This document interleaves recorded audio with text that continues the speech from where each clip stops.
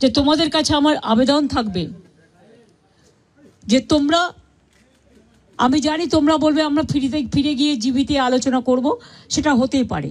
তোমাদের মধ্যে অনেকগুলো গ্রুপ আছে, অনেকগুলো মেডিকেল কলেজ আছে, হসপিটাল আছে, ঠিক আছে, তোমরা ফিরে গিয়ে আলোচনা করো, কিন্তু যেটা এখানে মিনিটসে সাইন করেছি আমরা দুপক্ষ, এরপর তোমরা কাজে যোগদান করো মানুষের স্বার্থে।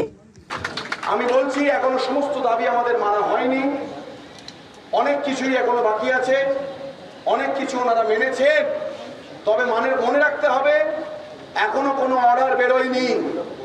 তাই যতক্ষণ না কোনো অর্ডার বেরোচ্ছে আমাদের এই আন্দোলন কিন্তু চলবে, এবং ভুলে গেলে চলবে না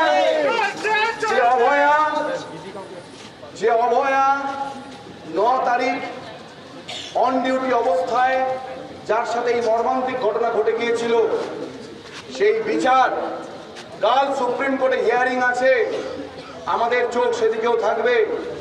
এবং এই আন্দোলন থেকে আমরা জানিয়ে দিতে চাই যে আমরা কিন্তু কোনো আপোষ করতে আসিনি,